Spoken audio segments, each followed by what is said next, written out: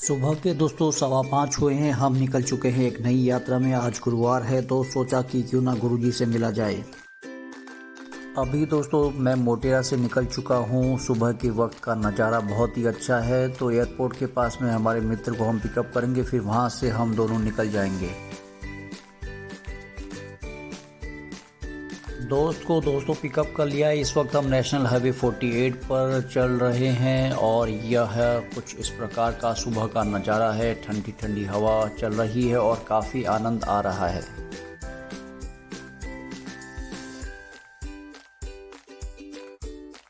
रास्ते में हम रुके हैं दोस्तों कुत्तों को बिस्किट खिलाने के लिए।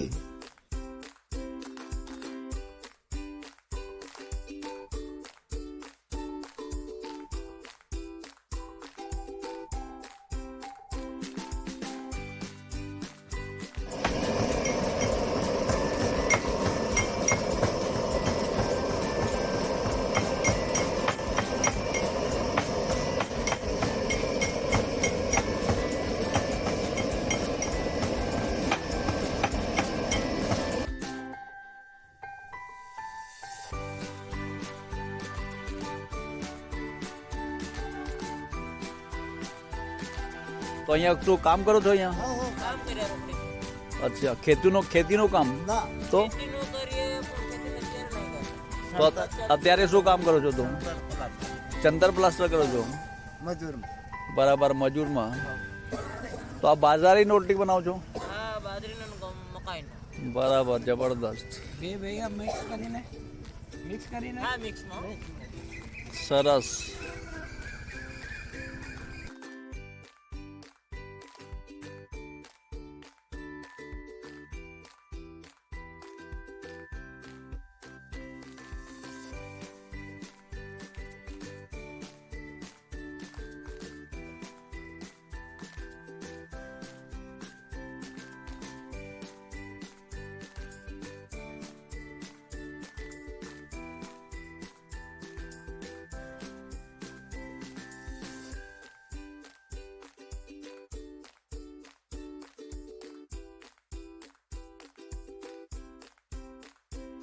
गाइस इस वक्त सुबह के 6:40 हुए हैं और अभी हम ये सादरा गांव की जो रोड है वहां पर खड़े हैं। तो आपका स्वागत है इस नए ब्लॉग में। दोस्तों हमने कम से कम 1 घंटा ड्राइविंग की है अहमदाबाद एयरपोर्ट से। अभी हम जा रहे हैं हरिनाथ बापू जी के आश्रम में। तो आपको कुछ ही देर के बाद हम हरिनाथ बापू के आश्रम में मिलेंगे। रास्ते में हमने चाय पी, जिसका कि आपने पहले वीडियो देखा होगा। तो आप ये देख सकते हैं यहाँ पर सुबह सुबह का कितना फ्रेश नज़ारा है। ये खेत है, यहाँ पर गेहूँ पक चुकी है तो इसलिए आप देख सकते हैं कि ये पीली हो चुकी है। और यहाँ पर भी आप देख सकते हैं ये पूरी गेहूँ पक चुकी है। किसान इसको थोड़े टाइम के बाद निकाल देगा। तो सुबह सुबह दोस्तों आप भी ऐसी जगह पर पक्का घूमिए जिससे आपका माइंड फ्रेश होगा। चलिए चलते हैं हरिनाथ बापू के आश्रम में। गांव के इस भव्य नज़ारे का आनंद लेते हुए दोस्तों हम टीवीएस में जा रहे हैं अपने गुरुजी हरिनाथ बापू के आश्रम में। ये आप देख सकते हैं भैंस वगैरह और ये गोबर है और दोनों तरफ दोस्तों हरियाली ही हरियाली है। काफ़ी आनंद आ रहा है। और ये आप रंग देख सकते हैं, कुदरत का रंग कितना ज़बरदस्त है। देखिए आप कितना ज़बरदस्त कलर है। तो एंजॉय करिए। ये पक्षी सुबह सुबह उड़ रहे हैं दोस्तों। सूर्य उदय हो रहा है। उगते हुए सूर्य के आसपास आप देख सकते हैं पूरा का पूरा ऑरेंज कलर कितना अच्छा लग रहा है। और ये दोस्तों देखिए पिंक कलर के फूल कितने मनमोहक हैं। काफ़ी आनंद आ रहा है। आपको भी इस वीडियो को देखने में आनंद आ रहा होगा।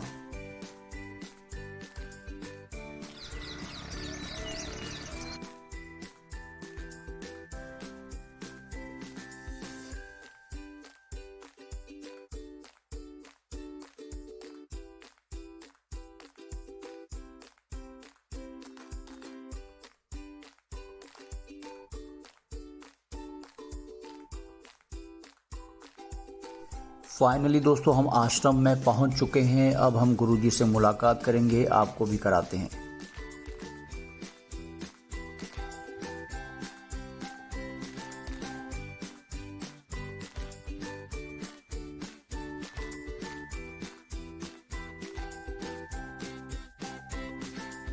से कहा है, मन के चंचल होने से मैं इसकी नित्य स्थिति को नहीं देख पाऊँ। यानी कि मन मेरा कंट्रोल नहीं होता है, अर्जुन कह रहा था। क्योंकि हे श्री कृष्ण, ये मन बड़ा चंचल पर मथन संभव वाला है, बड़ा दृढ़ और बलवान है, इसलिए उसका वश में करना मैं वायु को रोकने की भांति अत्यंत दुष्कर्म मानता हूँ। जैसे मनुष्य अपने मस्तक, हाथ, पैर और बुद्धा आदि के साथ ब्राह्मण, क्षत्रिय, शूद्र और मनुष्य देव का बर्ताव करता हुआ भी उनमें आत्मभाव अर्थात अमान होने से सुख और दुखों का समान ही देखता है, वैसे ही सब दुखों में देखना अपनी भांति सम देखना है।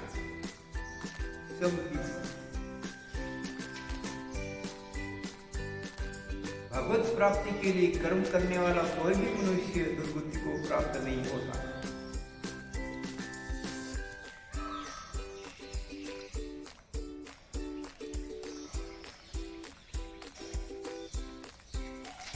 होने वाला है, परंतु हे कुंती पुत्र अर्जुन, ये अभ्यास और वैराग्य से वश में होता है।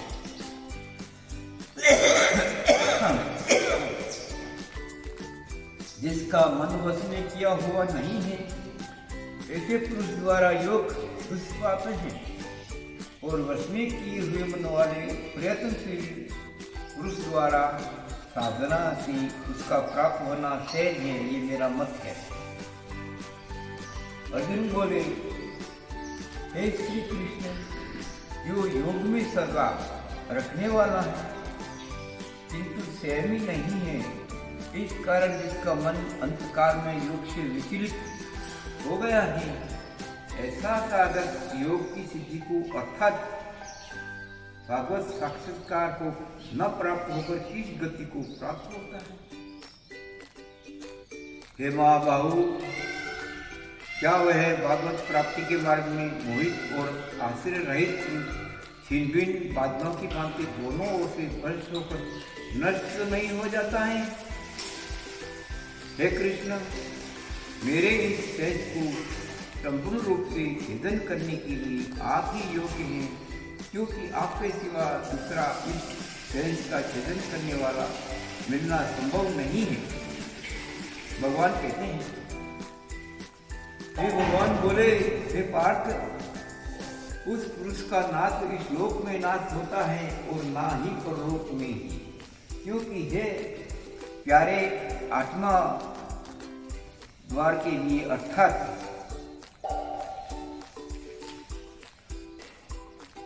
भागवत प्राप्ति के लिए कर्म करने वाला कोई भी मनुष्य दुर्गति को प्राप्त नहीं होता। योग भ्रष्ट पुरुष पुण्यवानों के लोक को अर्थात स्वर्गवादी उत्तम लोगों को प्राप्त होकर उनमें बहुत वर्ष तक निवास करके फिर शुद्ध आचरण वाले श्रीमान पुरुषों के घर में जन्म लेता है, अथवा वैराग्यवान पुरुष उन लोकों में न जाकर ज्ञानवान योगियों के ही कुल में जन्म लेता है। परंतु इस प्रकार जो ये जन्म है संसार में निस्संदेह अत्यंत दुर्लभ है।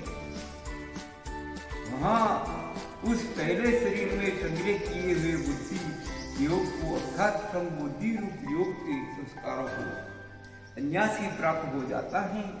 और हे कुरुनंदन, उसके प्रभाव से वे फिर परमात्मा की प्राप्ति रूप सिद्धि के लिए पहले से बढ़कर प्रयत्न करता है। वे श्रीमानों के घर में जन्म लेने वाला योग भ्रष्ट पराधीन हुआ भी उस पहले के अभ्यास से ही निस्संदेह भगवान की ओर आकर्षित किया जाता है तथा समबुद्धि रूप योग का जिज्ञासु भी वेद में कहे हुए सकाम कर्म के फल को उल्लंघन कर जाते हैं। परंतु प्रयत्न पूर्वक अभ्यास करने वाला योगी तो पिछले अनेक जन्मों के संस्कार बल से ही इस जन्म में सिद्ध होकर संपूर्ण पापों से रहित को फिर तत्काल ही परमगति को प्राप्त हो जाता है।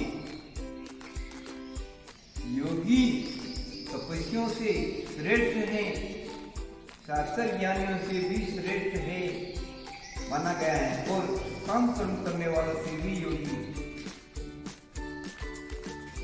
श्रेष्ठ है। इससे हे अर्जुन, तुम योगी हो। संपूर्ण योगियों में भी जो भगवान योगी मुझ में लगे हुए अंतरात्मा में आत्मा से मुझको निरंतर बदता है। वे योगी मुझे परम श्रेष्ठ माने हैं। अध्याय पूरा हो बाबा। आदेश आदेश आदेश। इंसान को ऐसा मगज मनोबल ऐसा मजबूत होना चाहिए। मैं ये करूँ, मैं वो करूँ, वो नहीं कर सकता। गाड़ी से वो नहीं ले सकता है। लेकिन एक ऑफिसर ऑफिस में बैठ के कुछ नहीं करता हुआ भी मिल कारोबार चलाता है। चलाता कि नहीं चला? आज मोदी देश को चला रहा, थोड़ी क्या वो गधा बन के गाड़ी खींच रहे, बैल बन के है? नहीं, काम करने वाले करते, उनके पास बुद्धि होनी चाहिए। बैठे बैठे बुद्धि इसमें चलता है और चल रहा है। जैसे मैंने घर से जिंदगी को चाहता या सब कुछ हो जाए, कैसे नहीं करो यार, मैं इधर आके बैठ गया। लेकिन बैठे बैठे कितना कार्य हो रहा है आप लोग देख रहे हैं। इंसान ना करते हुए सब कुछ करता है, बराबर। करने की सोचो वो नहीं होता। क्या करना, ना सोचो तुम विचारधारा अच्छी रखो, भगवत पुराण हो जो भगवान की सोचो, भगवान ने मेरा करता आता है। जैसे अर्जुन ने नक्की किया भागवत में, भगवान तुम ही कृष्ण मेरी करते होते हो, बराबर। तो उसको सब कुछ श्रेष्ठ बना दो। आदेश।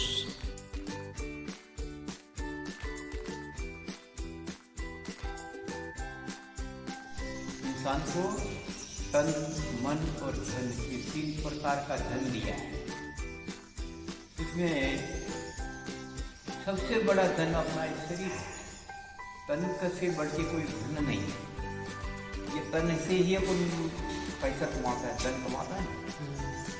और मन को भी कैसे रखना है, वो भी ये शरीर से ही रखा जाता है। मन, ये शरीर नहीं है तो तुम क्या है, कौन सा मन को संभालोगे? ठीक है। सबसे बड़ा धन है हमारे पास ये शरीर, तन, फिर धन, फिर मन। आपका मन हुआ जब इस यहाँ आए, हैं? धन था तभी यहाँ आ सके।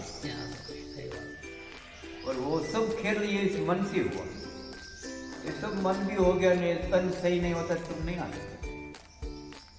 ये तन, मन, धन ये इंसान को सब कुछ करवाता और जहाँ जाना चाहता है वहाँ आवा। ये दोस्तों है रसोई घर और ये देखिए बन रही है अदरक वाली चाय यहाँ पर। और ये है मोती काका आदेश। अभी हम पियेंगे थोड़ी देर के बाद चाय, फिर हम यहाँ से बापू के आश्रम से निकलेंगे अहमदाबाद की ओर।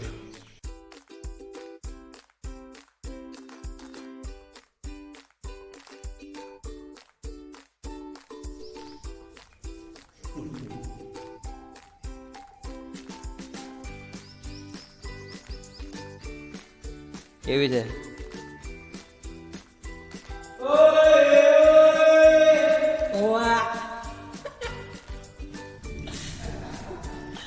चलो दोस्तों अभी हम चाय पी के देखते हैं चाय कैसी बनाई भाई ने।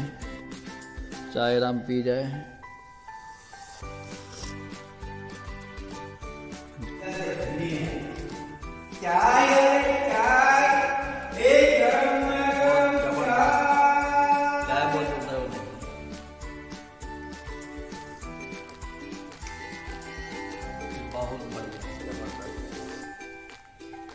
बापू ने तो चाय से चलम भी छोड़ दिए, चाय से चाय भी छोड़ दी। अभी तीसरा क्या छोड़ेंगे पता नहीं। चला आया, जैसे इधर में आया तो कुछ छुड़ा हुआ दिखता ही क्या नहीं। खाना भी खा रहा हूँ, दाल भी खा रहा हूँ, चाय भी पी रहा हूँ, दूध भी पी रहा हूँ, कपड़ा भी पहन रहा हूँ, पानी का लोटा पड़ा, मोबाइल पड़ा, तकिया राजा जैसा लगा हुआ है। राजा जैसे मेरी गादी बनी हुई है, फर्स्ट क्लास महाराज जैसा आश्रम बना हुआ है। तो ऐसा करते करते उस साधु को 18 साल की थी। फिर उसकी पत्नी जो थी वो राज करती करती मेरा पति थी अच्छा महान बन गया। आगे गया तो वही जैसे मैं बैठा हूँ वैसे सब आज पुरानी जो खबर थी वो वैसे सब लेके बता क्या कहती, आप क्यों घर छोड़ा? एक पगली मैंने क्या किया है, मैं सब कर रहा हूँ, मैं तो सब वो का वही दिख रही है। तो वो कोई आपने त्याग तो कुछ किया नहीं है, बरोबर ना? इसलिए तो बुरे कर्मों का त्याग करना था। चाय बुरी है, बीड़ी बुरी है, तंबाकू बुरा है, गांजा बुरा है, ये नशे की लत है, उसको त्याग करना। ठीक है? समझने वाली बात है। आज चाय बहुत अच्छी लग रही है, आने वाले कल बहुत कुछ नहीं। बीड़ी नशा चाय ये सब बुढ़ापे में बहुत तकलीफ लाइफ चाय पियो तो मेरी उतार के बाद बताएगा।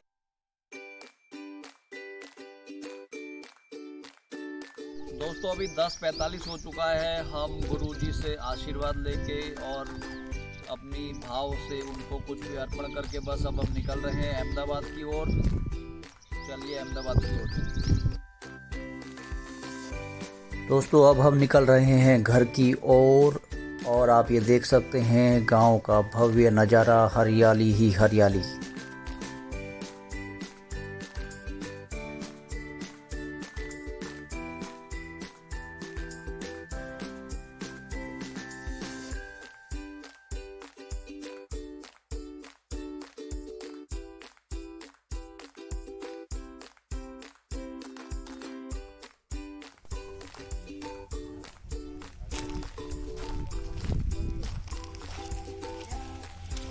इधर देखिए,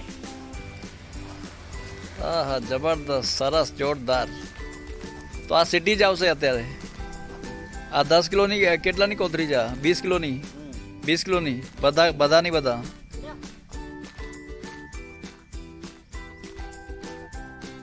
ચલો સરસ.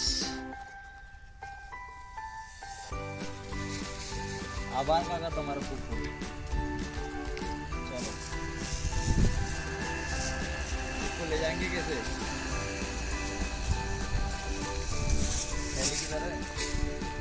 नेशनल हाईवे 48 से दोस्तों अब हम घर की ओर जा रहे हैं। रास्ते में भूख लगी है तो हम यहाँ पर अभी हम दाल मूंग खा रहे हैं। होप कि आपको दोस्तों ये व्लॉग पसंद आया होगा, नीचे कमेंट करिएगा। तो दोस्तों फिर मिलेंगे एक और नई व्लॉग में, तब तक अपना ख्याल रखिएगा, खुश रहिएगा, नया नया सीखते रहिएगा और तरक्की करिएगा। Bye for now, take care.